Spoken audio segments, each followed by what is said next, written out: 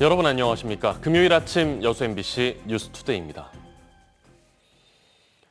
지역의 일꾼들을 뽑는 지방선거가 모두 끝났습니다. 민주당 공천 파행이 빚어졌던 지역에서는 무소속 후보들의 돌풍이 이어졌고 국민의힘 후보들도 의회 입성에 성공해 보수 정당의 기반을 넓혀나갈 수 있는 기반을 마련했습니다. 문형철 기자입니다.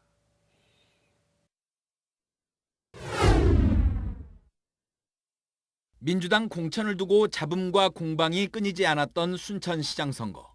개표 결과 무소속으로 출마한 노광규 후보가 민주당 오하근 후보를 13.9%포인트 차로 누르고 10년 만에 다시 시장직을 맡게 됐습니다. 불공정 공천 논란으로 인한 반민주당 정서에다 당 내부에서까지 불거진 지역위원장 심판론이 표심에 결정적 영향을 미쳤습니다.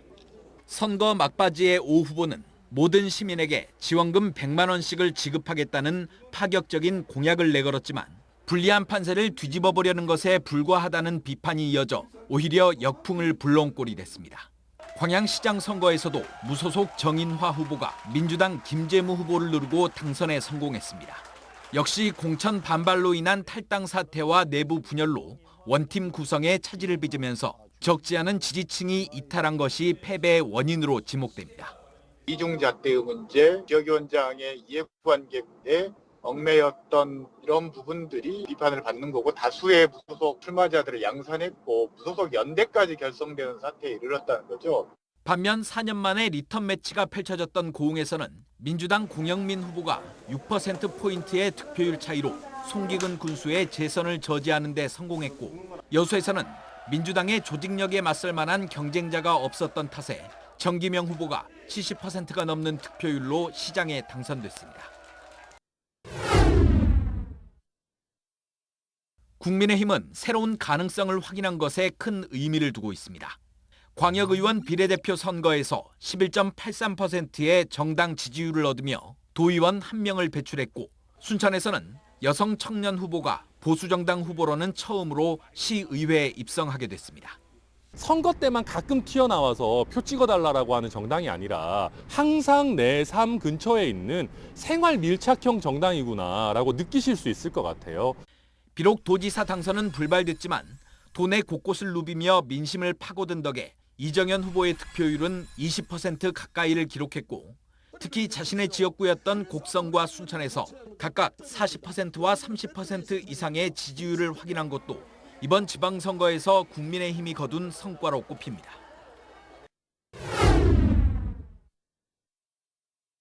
진보 성향의 소수 정당들은 희비가 엇갈렸습니다.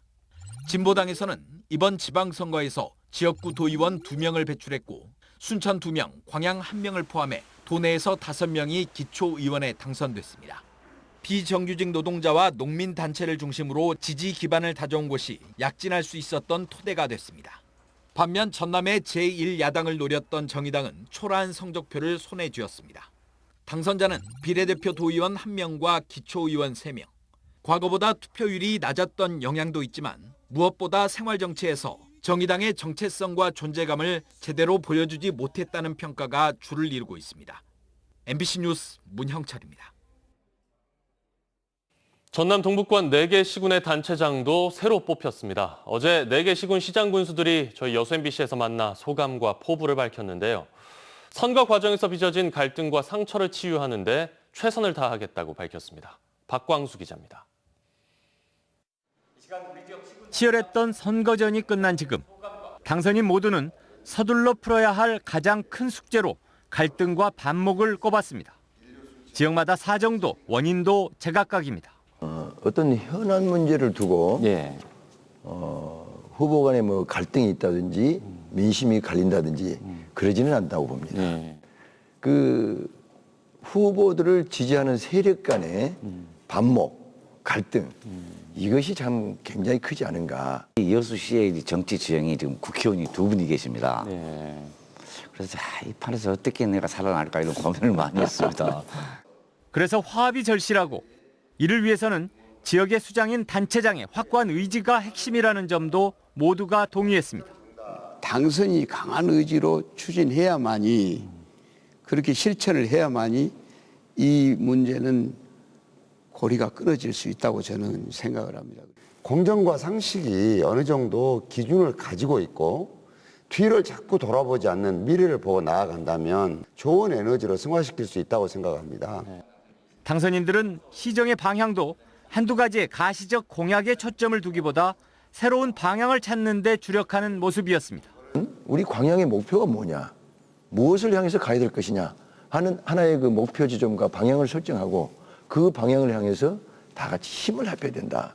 우리 고흥이 없어질 고흥이 아니고 10년 후에 인구 10만 이상의 더 큰 운군이 되는 것을 비전으로 두고 그 발판을 마련하는 군수가 한번 돼보겠다. 대기업에 비유되는 서울 같은 흉내를 내는 것이 아니라 비록 지역에 있지만은 아주 건강한 강소기업이 이 경쟁성을 갖듯이 순천을 그렇게 좀 단단한 도시로 만들어내겠다 이런 생각들을 가지고 있습니다.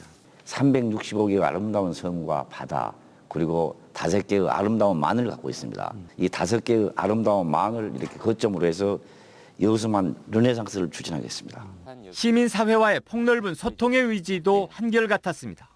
시장이기는 하지만 아마 이 정치력도 굉장히 발휘해야 될 이런 입장에 있는 것 같습니다. 그래서 무엇보다도 지역이 안정되고 또 공직자들이 안정돼서 지역의 힘을 하나로 모을 수 있는 일에 좀 최선을 다하지 않나 이렇게 싶습니다. 하나하나씩 만나고 협의하고 사정해서 정말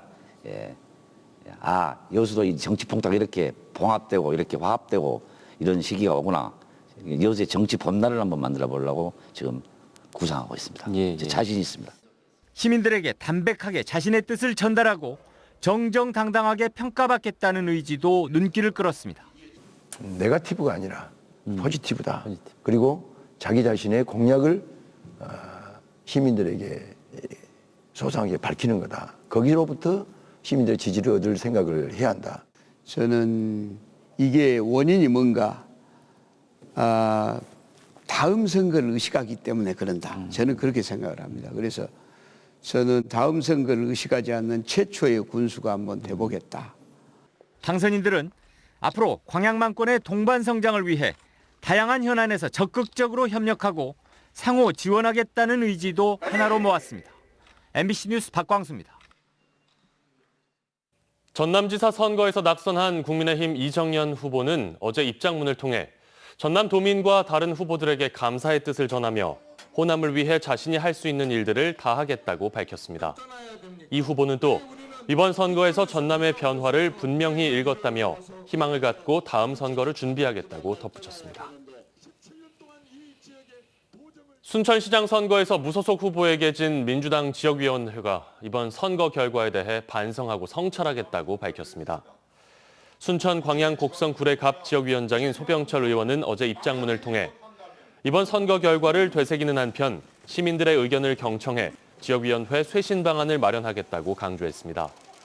오하근 후보도 입장문을 내고 이번 선거 결과는 시민들의 뜻이라며 자신을 돌아보겠다고 밝혔습니다. 전남 교육감 선거에서는 김대중 후보가 현직 교육감을 누르고 당선되는 이변을 연출했습니다. 김대중 당선인은 전남 22개 시군에서 모두 승리해 말 그대로 DJ 돌풍을 불러일으켰습니다. 박종호 기자입니다. 김대중 전남 교육감 당선인은 올해 초만 해도 크게 주목받지 못했습니다. 그래서 이번 도전은 계란으로 바위치기로 여겨졌습니다. 그러나 선거운동 시작 이후 인지도와 지지도를 서서히 넓혀갔고 결국 전남 교육감 당선증을 거머쥐었습니다. 김 당선인은 목포 정명여고에서 교사 생활을 시작했는데 정교조 활동을 했다는 이유로 5년 만에 해직됐습니다. 이후 목포시의원과 목포시의회 의장을 지냈고 우여곡절 끝에 해직 30년 만인 지난 2019년 목포 제1중학교 교사로 복직했습니다. 그리고 3년 뒤 이번 지방선거에 출마해 전남 교육감에 당선됐습니다. 김대중 전 대통령과 이름이 같은 점도 득표에 영향을 미쳤을 거란 이야기도 있지만 기본소득 도입 등 유권자들이 체감할 수 있는 공약 제시가 주요한 것으로 보입니다. 저는 도민들을 만나면서 지금 어려워진 전남 교육에 대한 비전을 제시하고 또 저희가 제시했던 공약을 우리 도민들께서 믿어줬기 때문에 저를 당선시켰다고 생각합니다. 학생과 학부모 그리고 지역민들은 김대중 전남교육감 당선인이 교육 불균형 해소와 전남 교육의 대전환을 이뤄내기를 바라고 있습니다.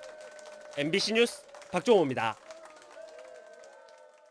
이번 지방선거에서 간신히 호남에서만 승리를 거둔 민주당의 선거 결과 광주 전남 지역에 큰 파장을 미칠 것으로 보입니다.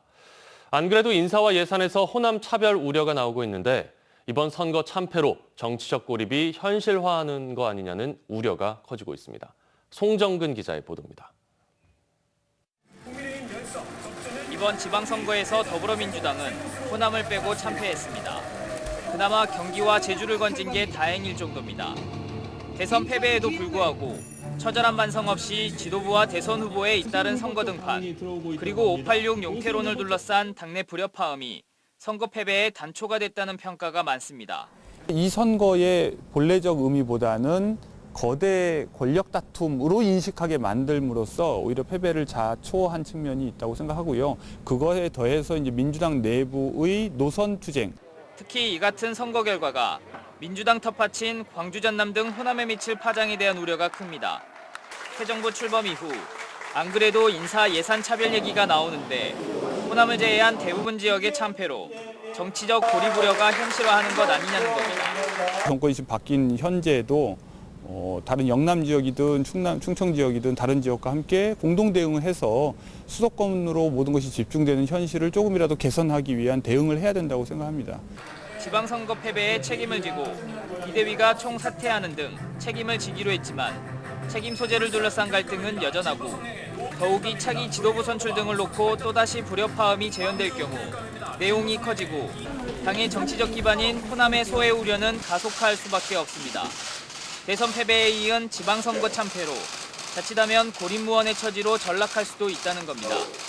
민주당이 맞닥뜨릴 만만치 않은 후폭풍 속에 새로 출범하는 강기정, 김용록 코의 발길은 그만큼 무거워졌고 책임은 더욱 커지게 됐습니다.